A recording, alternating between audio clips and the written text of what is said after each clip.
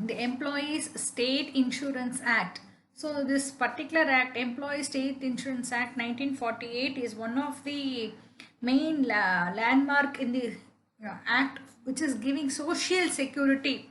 So social security for workmen. This is the one of the main act which is giving social security, like Factories Act or other bonus acts. So the main thing why this particular act is giving benefits, it is giving benefits. So the benefits covers the benefits regarding sickness or like injury being there, or some other like a maternity benefit. So this particular act is giving compulsory benefits.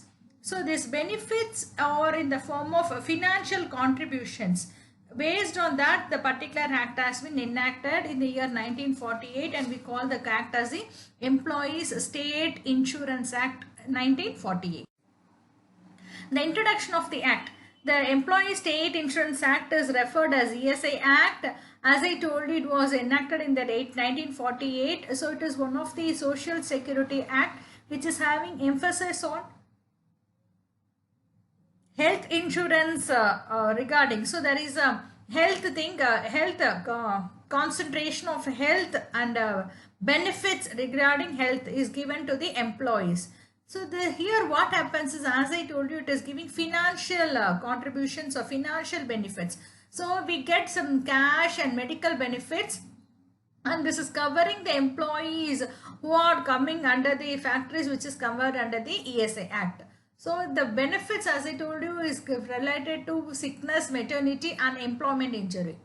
This is covering whole of the India, and all the factories which is using business other than seasonal factories, 10 or more cases are employed. So this is with respect to thing, except the railways and defense, all the other industries are coming under this defense act. So this is how the particular act has been covered. This ESI functions duties are being promulgated by the Parliament in the year 1948, and the major legislation, this is the first major legislation for industrial workers, and it is providing medical care, cash compensation to workers who are being employed in this insurable employment in case of any eventualities like sickness or disablement or death which is caused due to employment, or even occupational disease are being covered under this. Even maternity benefits are given under this act. So this is the principle is pooling of risk and resources. So every contributor is making a point, that is, in case of any such risks or I think there is a resource to be utilized. So that is a beneficiary and there is a benefactor and society at large. So this is to benefit the society or the who is working in that. As I told you, this act is applying to all factories which is using power but not using an employee 20 or more persons. Now we can see a smaller power using factories with 10 or 19 persons are also there. Non-power factories or with or 20 or more persons, or shops, hotels, restaurants, cinemas or preview theaters, newspaper establishment, transport undertakings, or state government even cover some of the establishments based on the ESI corporation and the approval of the central government is also under this. The main objective of this act is it is focusing on, as I told you, some benefits. So the benefits are with respect to industrial workers who are having some common benefits like a sickness benefit, employment injury benefit or maternity benefit. The legislation which is aiming is to bring about a social and economic justice. The reason why this act has been enacted is to give social security, as I told you, and in case of any such sickness or injuries, the people will be suffering. So there will be financial suffering which is there in the people's hands, that is employees' hands. So in order to give some economic justice, this particular act has been enacted, and the act, this is giving powers, and the main intention is to provide employees the nature which would be difficult for individual factory or owner, because we know In case of any mishappening or some sickness has been done, the employer cannot give the benefit to all the employees. So this act is giving him some benefit so that even the employer will be not being affected and the employee are getting the benefit. The particular act is having the self-contributory health insurance scheme, and it is applicable to workers who are having gross wages less than 21,000, and it is also given for daily wage earners whose wage rate is exceeding 176 per day. So the benefits what are covered under this Act 1948 are medical benefit, dependent benefit, sickness benefit, maternity benefit, disabled benefit, and funeral expenses also. Now the administration is under the ESI Act. So it is an corporation. So this corporation is an autonomous body, and it is coming under the University of Labor Ministry, Union Ministry of Labor, and the chairman is the Secretary to Government. On the that is India, that is Ministry of Labor is the vice chairman of this corporation, and we have members both represented from state and central government, employers and employees organization, and we have even medical professionals and parliament as they are covering maternity or medical benefit like sickness, all things. We have medical profession also under this body, and there is a standing committee which is constituted from the members of this corporation, which is acting as an executive body in order to administer the schemes, what all be the schemes are being given under this ESI Act. So the chief executive officer is called as the Director General, and he is assisted by 4 principal officers, and the 4 principal officers are Insurance Commissioner, Medical Commissioner, Financial Commissioner, and Actuaries. And there is a Medical Benefit Council. This council will only think about the benefits, the medical benefits. So we have a Director General of Health Insurance, Health Services, who will be the head of this council, and he is being assisted by the Medical Commissioner, whatever the medical relief. So they only decide about the medical relief. So Medical Benefit Council, and which is being constituted by the Director General of Health Services and the Government of India. He will have some assistance from medical commissioners, and they will talk about and give the relief to the people, that is with respect to medical relief to the employees. Then if they have the head office in Delhi, and the corporation has 23 regional officers and 26 sub-regional officers, 2 divisional officers, and 624 branches all. As we told about the financial benefits, there is a scheme which is run by the contributions which is made by the employees and employer. So as far as the ESI is concerned, the contribution is made both by employer and employee, and the grants are given from the central and state governments. So the contributions the employer makes is 4.7% of his total wage bill, and the employee's contribution is 1.7% of the wage bill. Now, the employee who is getting daily wages of below 70, they are being exempted from payment of contribution. Same way, the state government is giving a share of expenditure on the medical care is 1/8 of the total cost of medical care. So the state government is also sharing the expenditure on the medical care. So they are giving 1/8 of the total cost of medical. Regarding the benefits, as I told you, we have the medical benefit, sickness benefit, maternity benefit, disabled benefit, dependent benefit, funeral expenses, and rehabilitation allowance. So we will talk about each benefit. Regarding medical benefit, this medical benefit is being consideration of 1,000 or more employees, or we have the family units. They have to have a service dispensaries, and this is to be established with a full medical and a paramedical person. So we should have a medical person, that is we should have a doctor, and we have to have all the lab, all the facilities also, that is paramedical personals. Suppose if the employees are less than 750, then we can have part-time ESID dispensaries. So on part-time they'll be working.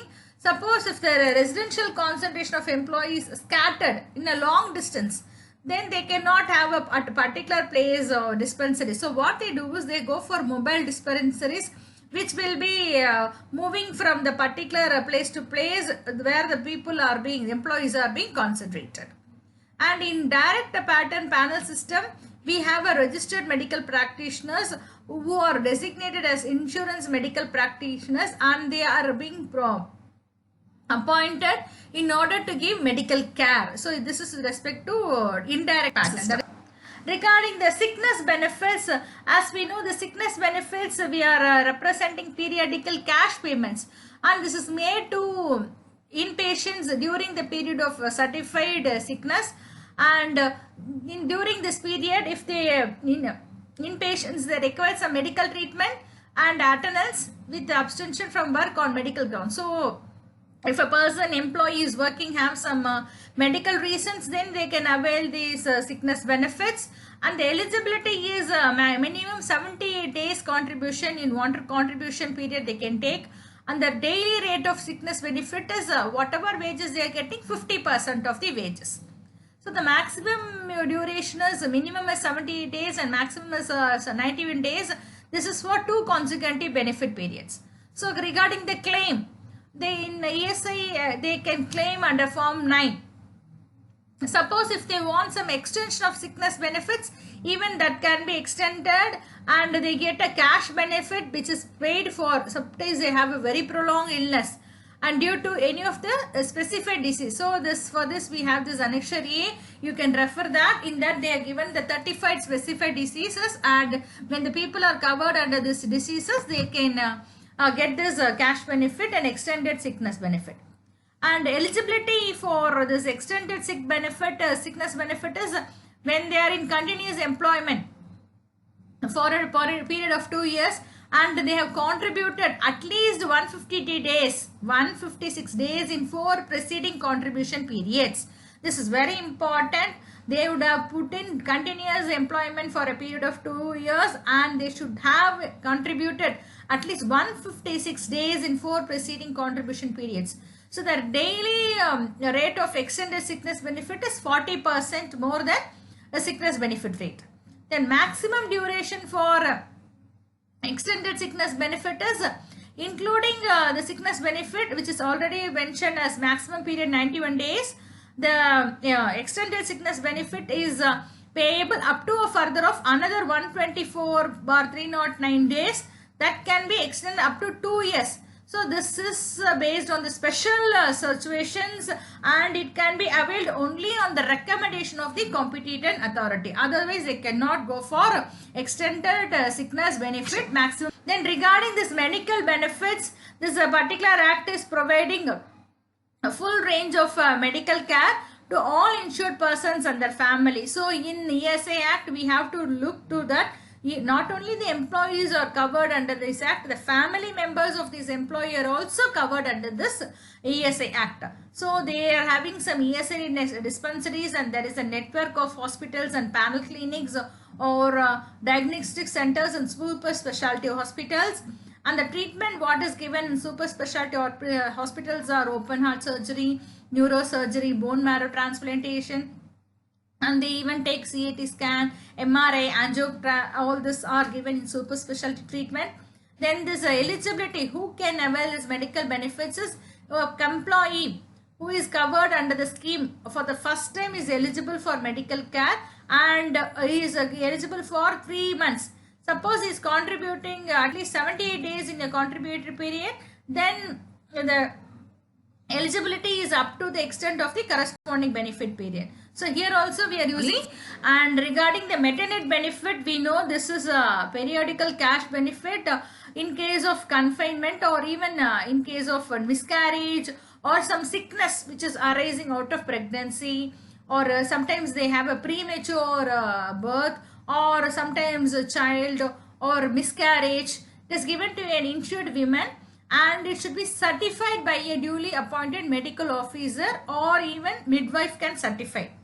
The eligibility for claiming maternity benefit is the contribution is same as the condition for sickness benefit, and the daily benefit rate will be given double the sickness benefit rate, and this is roughly equal to, because in sickness benefit we know it is 50%, So here if it is double means naturally it will be full wages.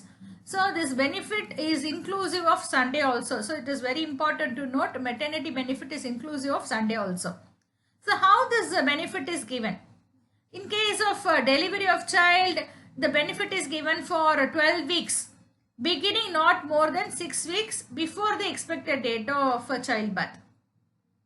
So they can take 12 weeks, but not lesser than the date of their delivery, or before means 6 weeks before the date of delivery, they can expect a date of childbirth they can take.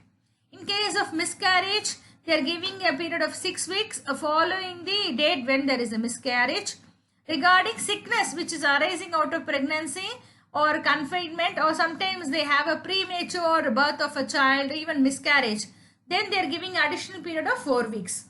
So here also we have form 9 and form 19. So this 19 is notice of work.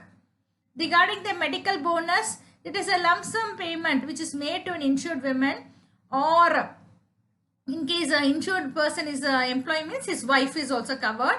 In case she does not avail any other medical facility from the ESI hospital at the time of benefit, then they are giving bonus of 2000. Then regarding this disablement benefit. So this disablement benefit is we know it should have been caused by employment injury. Suppose first instance they are getting means it is a temporary disablement. In that case the benefit is payable as long as they have the temporary disablement. If the employment injury is resulting in a partial or total or permanent disablement, or permanent disablement benefit should be given till the death of the insured person. If it is temporary means until the period, temporary period, and until the injury is getting proper. If it is in case of partial means or total means permanent disablement means, then nothing can be done. So till the death of the insured, some benefit has to be given. So you call it as a permanent disabled benefit. And regarding the benefit, daily rate for permanent and temporary disablement, it is also equal to 100% of the wage rate. In case of permanent partial disablement, then the rate will be based on the proportionate percentage of earning capacity, which we have already discussed in the Employees Workmen Compensation Act 1923. You can refer to that particular YouTube video. So here also we have to make a note, the benefit is paid for Sundays also. So for claiming temporary disablement we have form 9, and for the permanent disablement we use form. Then regarding the dependent benefits, so as far as the dependent benefits is concerned, it is like a family benefit.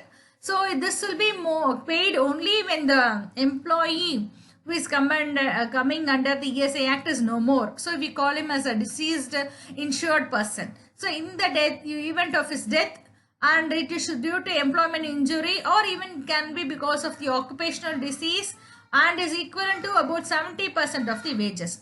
So the eligible members who are eligible is a widow can receive this benefit on a monthly basis for life or till a remarriage. Suppose he has a son or daughter, then they can receive this benefit till they attain the age of 25 years of age. Like other benefits is like they have parents, including a widowed mother, then also they can receive this benefit under certain conditions. Regarding the installment of payment, it should be paid within a maximum of 3 months following the death of the insured person, and after that it should be given on a regular monthly basis. So here they are making claim under ESI Act is under Form 15 and Form 16. Then regarding the funeral expenses, we know from funeral expenses, this is a lump sum payment which is paid as 10,000, and this is to defray the expenditure, that is the funeral expenses are being to be met. So in that case a deceased insured person is no more, then in order to meet their funeral expenses, this particular thing is given, and it is a lump sum payment of 10,000, and it will be given to the eldest surviving member of the family. In case of his absence, it should be given to the person who is really actually incurring the expenditure on the funeral. And here we use Form 22, and other benefits as already mentioned is the rehabilitation allowances. This rehabilitation allowance is given in case of disabled insured persons who are under the 45 years of age and they have 40% or more disablement. This is to rehabilitate the particular person, and they give free supply of physical aids or appliances like crutches in case of wheelchairs, dentures, specs and other such physical aids are necessary. Regarding old age medical care, they are giving self and spouse a nominal contribution of 120 rupees. And there is another scheme called as Rajiv Gandhi Shamrak Kalyan Yojana. Here unemployed allowance is being payable to workers who are having involuntary unemployment. This is due to the closure of the factory or non-employment injury or benefit rate which is just above 50% of the daily wages for a maximum of extent of 1 year. And regarding the benefits, as we have already seen this, I just give a recap of it. So under 46 we have seen sickness benefit, maternity benefit, disabled benefit, dependent benefit, medical benefit, funeral benefit. So these are the 6 important benefits, and we have even seen the rehabilitation benefit which is also covered under this particular act, ESA Act. Then the benefits which are given to employers is exemptions from the applicability of Workmen Compensation Act, exemption from Maternity Benefit Act 1961. So if the employer is coming under this act, they can get the exemption from Workmen Compensation Act. Now we call it as Employee Compensation Act 1923. Then they can get exemption from Maternity Benefit Act 1961 and exemption from payment of medical allowance to employees and their dependents or arranging for their medical care. Even they can claim a rebate under the income tax on the contribution which is deposited in the ESA account and healthy workforce. So as far as the 2013 date is concerned, we have 6.6 lakh employees who are covered under this ESA. And as I told you about the Rajiv Gandhi Shamrak Kalyan Yojana, so this particular scheme came in the year 2005 of April, and it is given to unemployed allowances, and it is given in order to give some financial benefit to the unemployed, and the daily rate of unemployed elements is called as the standard benefit rate, which is being specified under Rule 54. So this is related to the average daily wages, and the people who are rendered unemployed involuntarily, that is due to retrenchment or closure of factory, even though have some fulfilling certain eligible criteria, still they are employed. This is given to them. This is called as Rajiv Gandhi Shamrak Kalyan.